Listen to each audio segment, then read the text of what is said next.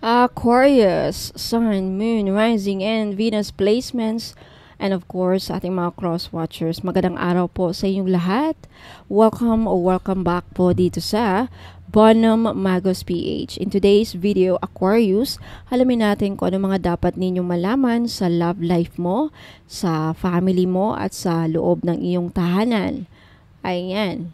Paalala lang Aquarius at sa lahat po ng mga nanonood, cross-watchers, lahat po ng oracle card, tarot cards, and rune readings ko dito sa YouTube ay general reading lamang. So, ibig sabihin, hindi po lahat ay makaka-resonate. Kunin nyo lang kung saan kayo nag-resonate Aquarius at iwan yung hindi. Alright, let's start. Aquarius.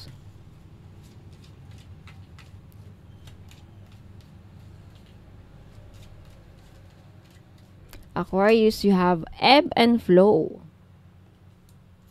You have float away. And you have destiny. Okay. Nakakuha naman tayo ng mga tarot cards. Tarot cards for Aquarius sa love life, family, at home life o tahanan. Mga dapat nilang malaman. Aquarius.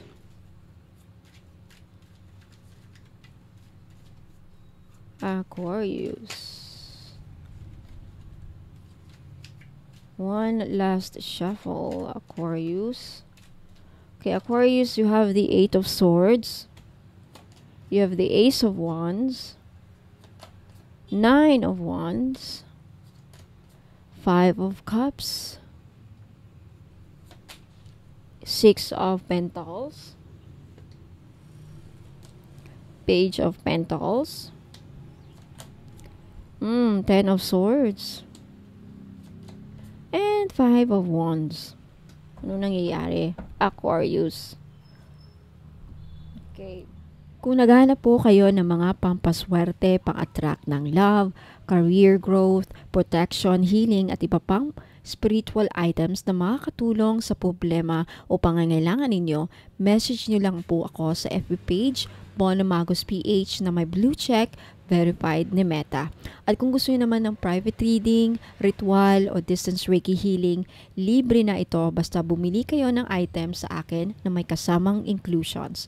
Pwede nyo rin i-visit ang aking official website www.bonumagosph.com para makita ang benefits ng bawat item at malaman kung alin ang bagay sa'yo. Tandaan, may gabay ka, may liwanag kang pwedeng sandalan. Nandito ang Bonum Magos PH para tumulong. Manifest wisely and choose with intention. Okay, Aquarius, umpisahan natin sa love aspect mo. First card, you have the ebb and flow. Okay. By the way, Aquarius, ito yung journey ng pagbitaw, paghilom at panibagong simula para sa iyo sa love life mo, okay? You have the ebb and flow. This is allowing each other the room to grow in love. Okay, ang relasyon mo ngayon, Aquarius, ay dumadaan sa natural na cycle. May mga panahon ng paglalapit at may panahon din ng pagkakahiwalay.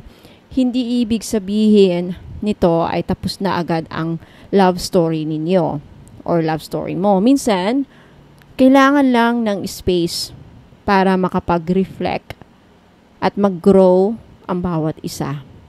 May lesson dito, Aquarius, na hindi kailangang maging clingy o kontrolado ang relasyon. Mahalaga ang balanse. Next, you have float away, drifting apart, amicably without any regrets. Okay, may connection ka na, may connection ka dito na maaaring unti-unting nawawala sa emotional na level, Aquarius. Pwede ring may taong napakawalan mo na emotionally at kahit masakit, nagkaroon ka ng peace at acceptance dito. Wow. Okay. So, this speaks of a karmic ending. Isang chapter na kailangan mo nang bitawan para sa ikabubuti ng iyong puso at kaluluwa, Aquarius. Okay? Next, you have destiny. Coming together in perfect divine timing. Bagamat may mga pinakawalan o nalaglag na relasyon, may bagong darating Aquarius sa tamang panahon. Isang koneksyon na hindi mo kailangang piliin dahil ito'y para talaga sa'yo. Okay, it's meant for you. It's meant to be. May spiritual na soul contract na mabubuo at maging mas aligned ito sa tunay mong pangangailangan at damdamin. Punta tayo sa tarot cards mo. You have the Eight of Swords, the Five of Cups, and the Ten of Swords. Okay, I feel like sa makaresonate lang, Aquarius, okay? I feel like nakakulong ka sa isang sitwasyon, Aquarius, right now sa relationship or sa love life niyo na puno ng mental stress at emotional pain. Parang paulit-ulit na cycle ng pagkabigo, rejection o pagtitiis kahit alam mong nasasaktan ka na. Posibleng may betrayal or trust issue in the past. Baka rin ikaw mismo ang may nag-blame sa sarili mo, right? Kahit hindi mo naman kasalanan lahat. Okay, at the present moment, you have the Ace of Wands, the Nine of Wands, and the Five of Wands. May bagong passion na gustong pumasok, Aquarius. May bagong energy na gustong pumasok. It's very passionate energy.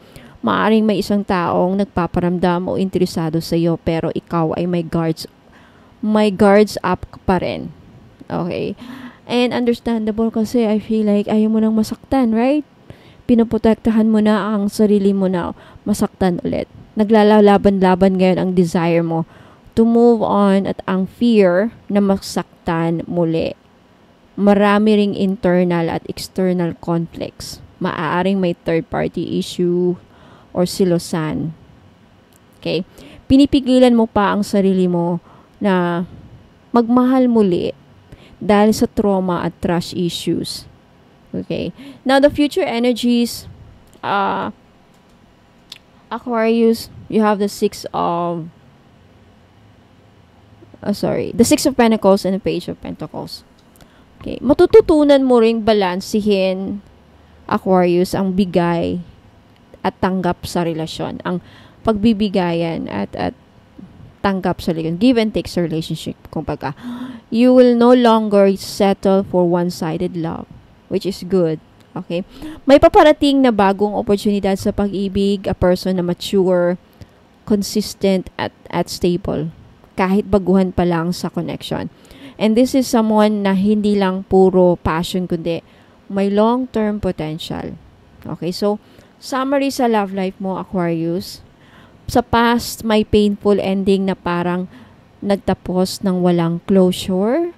Pinilit mong ayusin pero hindi talaga aligned. At the present moment, Aquarius, dumadaan ka ngayon sa inner battle. Gusto mo ng fresh start pero natatakot ka pang sumugal muli. Sa future, may bagong cycle na darating pero kailangan mo munang hayaan ang sarili mong maghilom. Okay? Kapag handa ka na, darating ang taong itinakda para sa iyo sa tamang oras with the destiny that awaits you. Okay? So, message from the universe, Aquarius, let go of what drains you. Let love return when your soul is ready. Your heart's next chapter is a sacred alignment, not a temporary escape. Okay? Napunta naman tayo sa family aspect mo, Aquarius. You have emotional distance and healing generational patterns dito. With the ebb and float away sa family setting, Aquarius, posibleng may emotional distance na nangyayari or pagkakahiwalay ng loob. Hindi ito dahil sa galit, kundi dahil kailangan ninyong magbigay ng space sa isa't isa. Maaring may isang family member na lumalayo physically or emotionally at kahit masakit, parang mutual ito. May mga bagay na kailangang i-process individually. Okay, may theme dito na may theme rin ng forgiveness at letting go ng expectations. Okay, lalo na kung may mga hindi pagkakaintindihan noon. Alright, so sa tarot mo, you have the Eight of Swords, the Five of Cups, and the Ten of Swords. Parang may trauma or deep hurt ka na nadala-dala mula sa family, Aquarius. Okay? Baka may feeling of being unsupported or misunderstood. Pwede ring may mga matagal ng pain or betrayal within the family na hindi pa fully na-heal. Okay? So, Six of Pentacles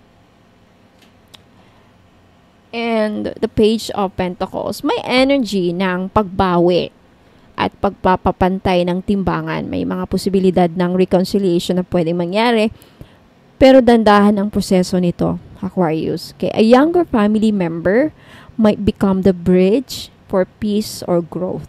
Okay, so summary sa family aspect, Aquarius.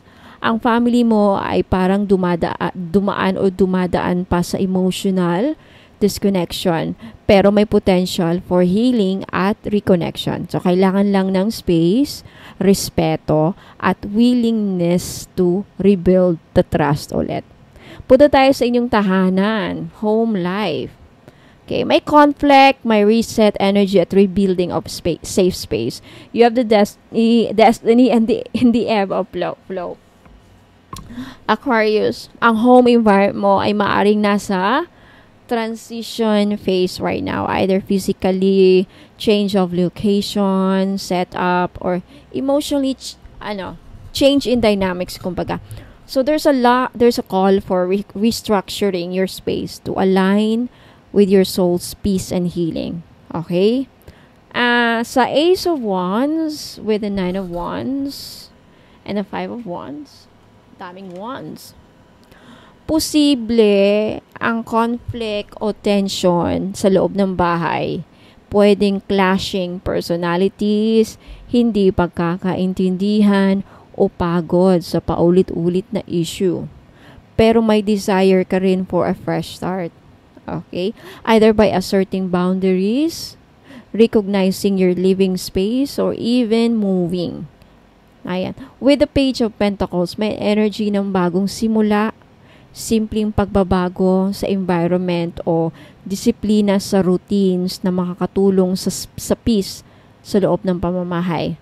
So, may stress at tension sa home life, Aquarius, pero kaya mo itong baguhin, no? You're being guided to protect your peace by either stepping back from conflict or creating a new atmosphere that supports growth, creativity, and rest. Okay, so final message sa'yo from the universe, Aquarius, is hindi mo kailangang pilitin ang connection sa pamilya man o sa tahanan. Kapag hinayaan mong maghilom ang sugat, Aquarius, babalik ang kapayapaan sa tamang panahon, sa tamang oras, in divine timing. You are not alone, Aquarius. You are simply realigning right now. Okay, so Aquarius, Sun, Moon, Rising, and Venus placement. Sa mga naghahanap po ng mga pampaswerte, pangontra sa kulam, pangontra sa mga inggit, pampaswerte sa trabaho para makapasok, makahanap ng magandang trabaho, ma-promote, related sa trabaho or anything, wag muna kayong aalis, okay?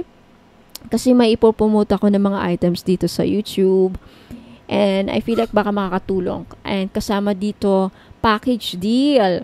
Ano yung package deal? Nakabili ka na ng item, may inclusions pa. Yan po, may package deal. Private reading kasama, padasal, paritwal kasama, distance Reiki healing. Anong mga karamdaman ninyo, sakit? I-try nating i-heal, libre lang naman. At 2 freebies, lakbay, yaman oil, at red string. Okay? So, gusto nyong ma-avail yan, bumili lang ng item na ino-offer ko dito ngayon. Okay? Sa promotional item. Okay? So, maraming salamat, Aquarius. Huwag muna kayong alis. Magbabalik po ako. Let me know if nag-resonate sa yung reading. Like this video if nagustuhan ninyo. At if you want also to claim this energy, mag-leave din kayo ng comments sa baba. I have to see you again, Aquarius. Ingat po and God bless. Huwag muna kayong alis. Magbabalik po ako.